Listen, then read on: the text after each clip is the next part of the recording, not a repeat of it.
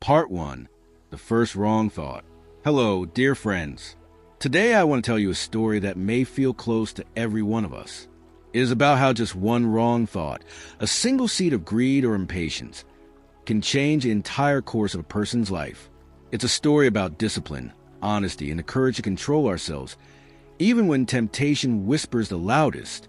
The night was quiet, yet inside Daniel's mind, a storm raged.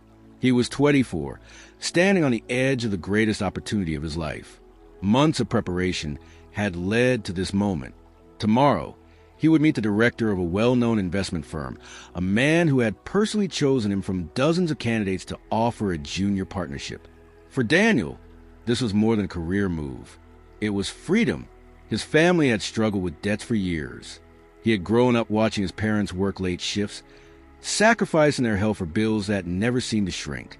Now he could finally lift that weight, not only from himself, but from them. His heart pounded with gratitude and nervous anticipation.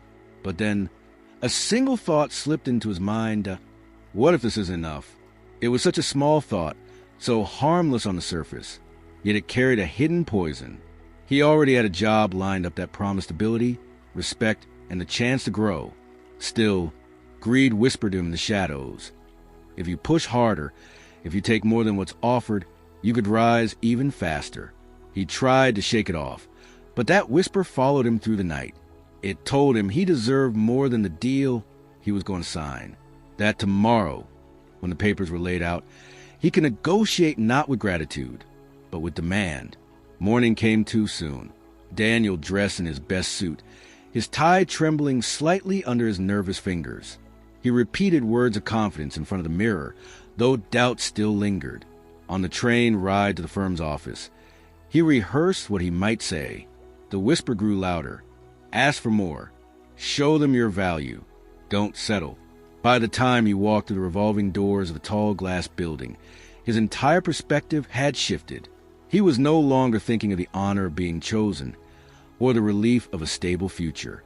He was thinking of leverage, of money, of how much he could squeeze out of this deal. Inside, the air smelled of fresh polish and ambition. The secretary guided him into a sleek conference room where Mr. Hawthorne, the director, was waiting. The man stood, tall and sharp-eyed, and shook Daniel's hand firmly. "I've read your work, Daniel," Mr. Hawthorne said, smiling warmly. "Your discipline and honesty stand out. That's what drew me to you. Today, I want to make this official." On the table lay the contract. All Daniel had to do was sign it, and his life would change forever. But the whisper in his head grew louder, demanding, almost shouting now, "This is your chance. Don't let them underpay you. Don't show weakness. Demand more." His hand hovered over the pen. His throat tightened. Instead of gratitude, ambition pushed words to his tongue. Words that would set everything on a different path. He cleared his throat. "Before I sign," he said carefully, "I think we should talk numbers. I deserve more." The moment hung in the air, heavy and irreversible. Part 2. The smile that tightened. Mr. Hawthorne's smile didn't disappear when Daniel asked for more, but it tightened like a belt drawn one notch past comfort. He folded his hands, the silver watch on his wrist catching the light. "Of course," he said evenly. "Ambition isn't a flaw. Tell me what you think is fair." The whisper in Daniel's head applauded. He quoted a number he'd rehearsed on the train. 10% higher base, a performance bonus up front, and an early review clause. It sounded confident, sharp, decisive. It also sounded nothing like the young man who had been chosen for his discipline and honesty. Mr. Hawthorne glanced at the contract. "Bold," he said, "and quick on your feet. Let's talk through it." For 20 minutes they discussed projections, expectations, risk. Daniel performed well. Facts lined up like chess pieces. Yet something subtle shifted in the room. Mr. Hawthorne's questions grew more pointed, less about numbers and more about values. What matters more to you, security or upside? How do you handle information you aren't supposed to have? What would you do if a client begged you to look the other way? Each question felt like a spotlight searching the edges of Daniel's character. He answered carefully. Security with a path to growth. Follow protocol. Keep things clean. The words were right. but his voice carried the aftertaste of that small, dark thought, take more. Finally, Mr. Hawthorne leaned back. I'll tell you what, Daniel, before we finalize anything, I'd like you to complete a short exercise today. Consider a preview of your responsibilities. He slid a slim folder across the table. On top sat a single page with a client's name, a mid-sized manufacturing company preparing for a merger. The instruction was simple. Evaluate the financial health, flag irregularities, and prepare a one-page summary by 5 p.m. You may use the share room across the hall, Hawthorne said. Everything you need is in that folder. He stood. Ask Clara if you need coffee. As Daniel took the folder, Mr. Hawthorne added, almost casually, and leave your phone with Clara. No outside research on this one. I want to see your discipline, what you can do with what you have. The whisper winced. No phone? No extra sources? Daniel nodded anyway and handed the device to the receptionist. The shared room was quiet, a glass box with a wide wooden desk and a single monitor that wasn't connected to anything. He opened the folder. Inside were financial statements, inventory records, and a short email printout from the client CFO. The numbers looked healthy, almost too healthy. Margins were steady, debts low, cash flow stable. But Daniel noticed something, a subtle rhythm to the quarterly reports that didn't feel organic. Inventory spikes appeared just before quarter end, then dropped immediately after.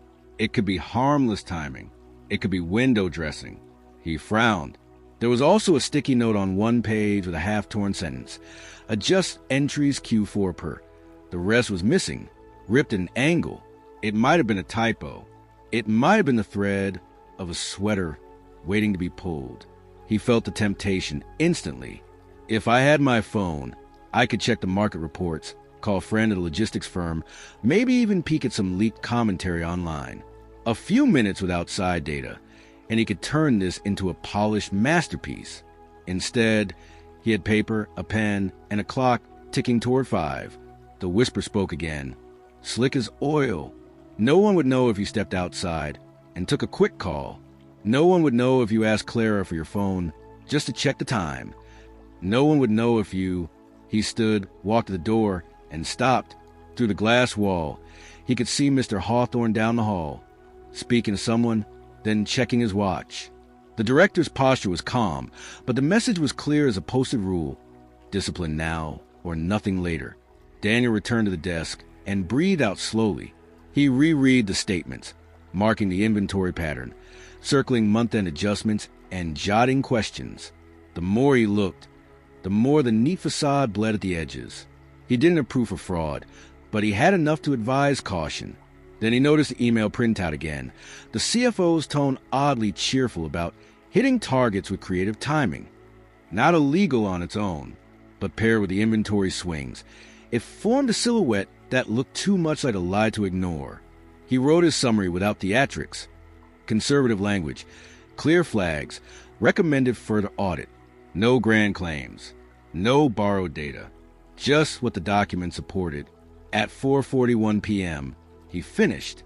He stared at his page, the most honest work he'd done all week, and felt unsure.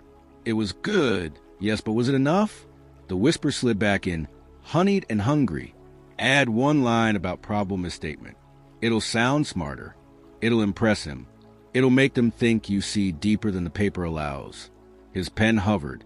One line, one flourish, one baseless inference. Who would know? Behind him, a soft knock. Clara poked her head in. Mr. Hawthorne can see you now.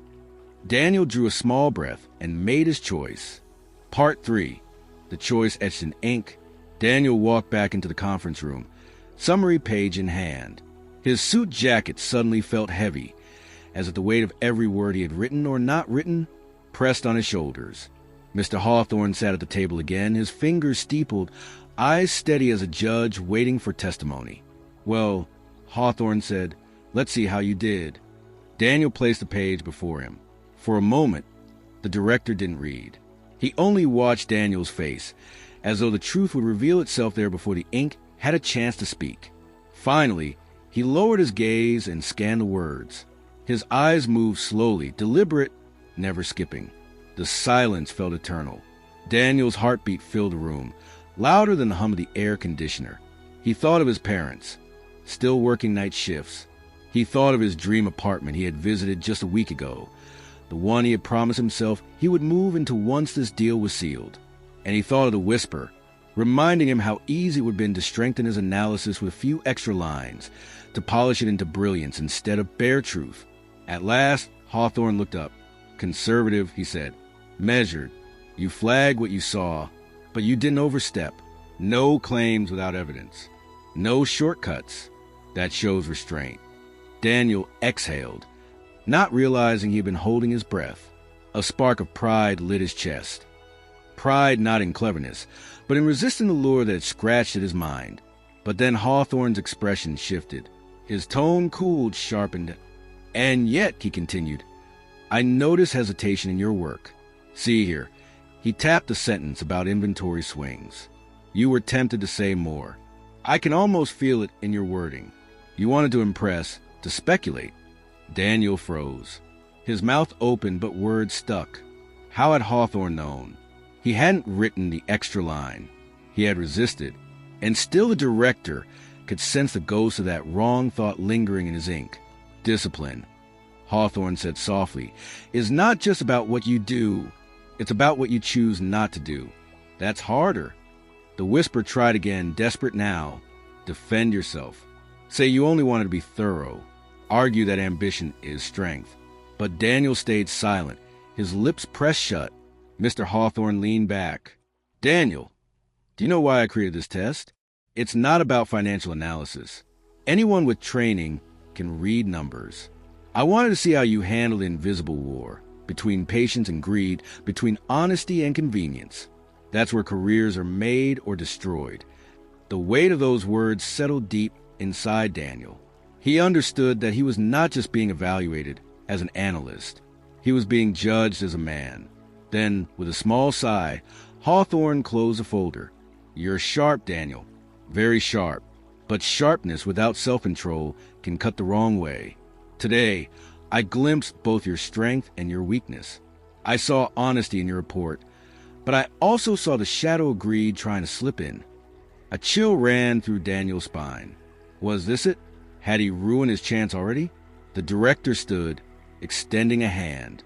I'll need to think before finalizing my decision. You'll hear from us soon. Daniel shook the hand, his palm clammy. He wanted to protest, to say he could do better, to beg for another chance. But he remembered the earlier mistake. Words spoken in the wrong spirit could destroy more than silence. As he left the building, the city streets felt harsher than before. The glass skyscrapers loomed like judges, reflecting a young man's uncertain face back at him. He had entered the day believing it would end with triumph. Instead, he left with doubt gnawing at his chest. And as he walked, the whisper returned, sly and relentless. If you had pushed harder, if you had added that one line, he would have been impressed. You might have sealed the deal. You might not lose this chance. Daniel clenched his fists. He didn't know if he'd done the right thing, or if one single wrong thought, even unspoken, had already changed everything. Part 4. The Seed of Doubt. The next morning, Daniel woke with a heaviness in his chest. Sunlight spilled across his small apartment. But instead of warming him, it only highlighted the shadows of his unease. He stared at the ceiling, replaying the scene over and over. The contract waiting to be signed, his bold demand, the cautious test, the director's piercing words. His phone buzzed. He snatched it up, heart leaping with hope. Maybe it was Hawthorne. Maybe today everything will be resolved. But no, just a reminder from the bank about his loan payment. Another weight pressing down. What if I lost it? The thought wouldn't leave him. What if I ruined my chance because I couldn't control my tongue? At work, he couldn't focus. His colleagues laughed over lunch, but Daniel sat silent, stabbing at his food, lost in his mind. He tried to remind himself of the pride he felt when he had chosen honesty in his report. But the whisper returned, crueler this time. Honesty doesn't pay bills. Honesty doesn't buy your parents a better life. Honesty is for fools. Ambition wins. By evening, Daniel's anxiety had grown into restlessness. He checked his email again and again, refreshing every few minutes. Nothing. No message. No call. Then at 8:12 p.m., the screen lit up with a new message. From Clara, assistant to Mr. Hawthorne. His breath caught.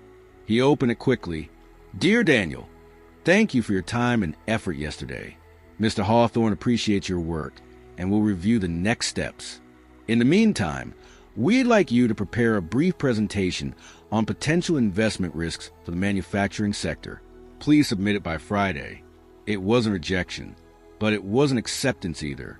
It was limbo. Daniel closed the laptop slowly. Relief and disappointment tangled inside him. He hadn't failed outright, but he hadn't secured victory either. He was still being tested. He leaned back in his chair, staring at the ceiling once more. His mind buzzed with two voices. The quiet one reminding him to stay disciplined, to keep his integrity, and the loud one screaming that he had to do more if he wanted to win. That night, the whisper grew bolder. If they want a presentation, give them something dazzling. Don't just analyze risks. Expose secrets. Find hidden flaws. Show them you can see deeper than anyone else. Even if you need to stretch the truth a little. He sat at his desk, opened a fresh document, and began typing. At first, it was pure analysis. Charts, market trends, regulatory notes. But soon his fingers slowed. The numbers looked ordinary, safe, almost boring. He imagined Hawthorne reading it, nodding politely, then tossing aside as unremarkable. The whisper pressed harder. What if you added more? What if you hinted at insider knowledge? What if you exaggerated a risk just enough to look brilliant? His eyes burned. He rubbed his temples, torn between truth and temptation. And then he remembered his father's words, spoken years ago when Daniel had been caught cheating on a small school exam. Son, every dishonest victory carries a weight of shame. You might think no one sees it, but you will. And one day, the world will too. Daniel slammed the laptop shut, trembling. His breath came fast, as if he had run a mile. He couldn't do it. Not again. Not another wrong thought. But the seed was planted. And like all seeds, it would either wither under the light of discipline or grow into something that could choke everything he cared about. Part 5. The Turning Point. Friday arrived faster than Daniel expected. He barely slept, caught between bursts of determination and long stretches of doubt. His presentation sat ready on his laptop, honest, clean, and disciplined. No exaggerations, no invented insights, just facts and balanced conclusions. Yet as he rode the elevator up to the 27th floor of the firm's headquarters, the whisper in his mind clawed at him one last time. It isn't enough. They'll laugh at you. They'll call you safe, predictable, ordinary. Add something. Just one small twist. Impress them now or lose everything. He gripped the folder in his hands, knuckles pale. For a moment, he almost turned back, but the doors opened, and Clara was waiting. Right this way, Daniel, she said with her usual professional smile. The boardroom was larger than before, filled this time with not only Mr. Hawthorne, but also 3 senior partners. Their presence made the air heavier. The city skyline stretched behind them, glass and steel glinting in the afternoon sun. Good morning, Daniel, Hawthorne greeted. We're eager to see your perspective. Go ahead. Daniel connected his laptop to the projector. His voice shook at first, but as the slides appeared, he steadied himself. He spoke clearly about market volatility, supply chain vulnerabilities, regulatory uncertainties. He pointed to historical patterns, explained possible scenarios, and offered measure recommendations. The partners nodded occasionally, one jotting notes, another leaning back with arms folded. Their faces were unreadable. Daniel's pulse hammered louder with every slide. He imagined them thinking, too safe, too cautious, too bland. Finally, he reached his conclusion. In summary, the manufacturing sector holds promise, but caution is warranted. Due diligence, honest reporting, and disciplined risk management are essential to avoid hidden losses. Silence followed. 5 seconds. 10. Daniel's mouth dried. His eyes darted at Hawthorne, who sat motionless, studying him as if searching for cracks. Then one of the partners cleared her throat. Mr. Hawthorne, he's thorough. I like his structure. Another shrugged. He's careful, but perhaps too careful. Does he have the edge to push through high-stakes deals? The whisper inside Daniel screamed. Speak. Claim you saw fraud. Add a bold prediction. Say something dramatic. But before he could decide, Hawthorne raised a hand. Enough. His voice was calm, final. Daniel, step outside for a moment. We'll discuss privately. Daniel gathered his things and walked out, his legs trembling. Clara motioned him to a small waiting lounge. He sat down, staring at his reflection in the glass wall. Sweat beaded his forehead. Minutes crawled by like hours. Each tick of the clock was a hammer, striking the coffin of his hopes. He replayed everything, his demand for more money, his cautious report, his modest presentation. Had he been too timid? Had he failed to seize the moment? The door finally opened. Hawthorne stood there, expression unreadable. Daniel, he said, come back in. Daniel rose, every nerve alive, knowing that the next words he heard could either crown his efforts or shatter them forever. Part 6, the verdict. Daniel stepped back into the boardroom, his palms damp, his heartbeat thundering. The partners sat in silence, their expressions carved from stone. Mr. Hawthorne stood near the window, the city's skyline framing him like a backdrop to judgment. Daniel, Hawthorne began, we've reviewed your work, your answers, and your conduct over the past week. We've seen flashes of strength, discipline, honesty, a refusal to leap into baseless claims. Those qualities are rare. But we've also seen hesitation, greed lurking beneath the surface, ambition that can cloud judgment. Daniel swallowed hard. His throat ached, but he kept his gaze steady. One of the partners leaned forward. You remind me of myself at your age. Hungry, restless, always wondering if I deserve more. But the truth is, self-control is worth more than hunger. Hunger devours, discipline builds. Another added, we can train skill, Daniel. We cannot train character. That's what we were testing. The words pierced deeper than Daniel expected. He realized in that instant that the test had never truly been about numbers or presentations. It was about the invisible war Hawthorne had spoken of. Hawthorne turned fully toward him, his eyes sharp yet not unkind. You must understand something. This firm handles billions. One wrong thought acted upon, one selfish decision, can ripple into disaster for thousands of people. We cannot afford someone who lets ambition overrule honesty. Yesterday you resisted. Today you resisted again. But I saw the struggle, and I worry what might happen when no one is watching. Silence stretched, heavy as iron. Daniel's stomach sank. He knew what was coming. Daniel, Hawthorne said firmly, we won't be moving forward with your partnership. The words hit like a blow to the chest. His breath caught. For a moment, the room blurred, the skyline outside turning into shards of glass and light. I'm sorry, Hawthorne continued, his tone softer now. You have potential, tremendous potential, but potential without discipline can be dangerous. Take this as a lesson, not a defeat. Build your foundation stronger. Learn to master yourself.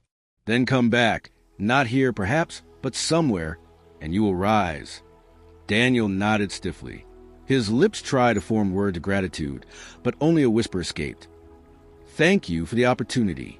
He gathered his papers, bowed slightly, and walked out. Each step felt heavier than the last. By the time he reached the lobby, his chest was burning, his throat tight with unspoken pain. Outside, the city roared on, indifferent to his collapse. Cars honked. People hurried. Neon signs blinked.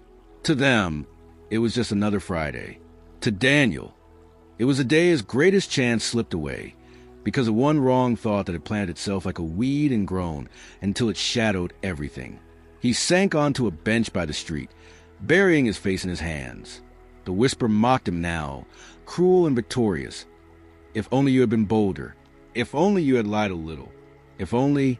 But beneath that, faint as a candle in darkness, another voice stirred, the memory of Hawthorne's words. Discipline builds. Greed devours. Daniel sat there long after the sun sank, torn between despair and the first fragile shoots of wisdom. Part 7. The Long Walk. Daniel walked aimlessly through the city that night, the lights of skyscrapers glaring down like silent judges. Every step echoed with regret. The wrong thought that seemed so small, so harmless, now felt like a mountain crushing his chest. He ended up near the old cafe where he used to study in college. He hadn't been there in years, but something about the soft yellow glow inside pulled him forward. He ordered a black coffee and sat by the window, staring out at the river of headlights on the street. His phone buzzed again. Friends messaging about weekend plans. A reminder from his landlord. And then, almost cruelly, a news alert. Young analyst secures record deal with Hawthorne's firm. Daniel's stomach dropped. Another candidate, someone he had never met, was celebrating the victory that might have been his. He pictured the other man smiling, shaking hands, signing the contract Daniel had been inches away from sealing. For the first time in days, Daniel's anger burned hotter than his shame. "Why not me?" he muttered under his breath. "I worked for this. I prepared. I deserved it." But as soon as the words left his lips, he remembered Hawthorne's face, calm, unshaken, warning him that discipline mattered more than hunger. And with that memory came another. His father, tired after a 12-hour shift, saying quietly, "A man who cheats himself cannot be trusted by anyone else." Daniel clenched his jaw. The truth was bitter. He had failed not because the world was unfair, but because he had allowed greed to cloud his choices. Even when he resisted, his hesitation showed. The wrong thought had weakened him, and Hawthorne had seen it. His coffee had gone cold by the time he rose to leave. Outside, the night air was sharp, almost cleansing. He began walking again, slower this time, each step thoughtful. He passed a bookstore closing for the night, and in the window a title caught his eye, The Discipline of Success. He almost laughed at the irony, but something inside urged him to buy it the next day. By the time he reached his apartment, the anger had cooled, replaced by a heavy but steadier resolve. He sat at his desk, pulled out a notebook, and wrote in bold letters across the first page. One wrong thought can cost everything. Then, beneath it, he began to list his lessons.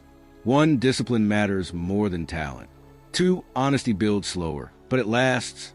3, greed disguises itself as ambition. For every decision reveals your character. He closed a notebook and placed it where he would see it each morning. It wasn't victory, but it was a beginning. And as he lay down to sleep, for the first time since the interview, the whisper of greed was quieter. Not gone, but weaker. He knew it would return, again and again. But now, at least, he had begun to recognize its voice. Tomorrow would not bring a partnership, but it might bring something better, the chance to rebuild himself from the inside out. Part 8. The lesson that lasts. Weeks passed. The sting of rejection still lingered, but it no longer crushed Daniel. Each morning, he opened a notebook where he had written his lessons, reading them before beginning the day. At first, it felt like a wound he was reopening, but slowly, the words became medicine. He found a modest job at a smaller firm, not glamorous, not high-paying, but honest work. Here, there were no glittering contracts or boardrooms with glass walls, only spreadsheets, reports, and clients who needed someone dependable. It was not the life he had dreamed of, but it became a life that taught him. Day by day, he trained himself in self-control. When tempted to exaggerate results to please a client, he chose honesty instead. When offered shortcuts that would make him look clever, he refused. The whisper of greed was always there, waiting, but he had begun to master it. Not by silencing it, but by choosing not to obey.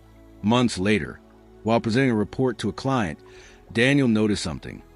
He no longer trembled. His words carried quiet confidence, not the desperate hunger to impress. And when the client smiled, thanking him for his clarity and integrity, Daniel felt a kind of pride far deeper than ambition had ever offered.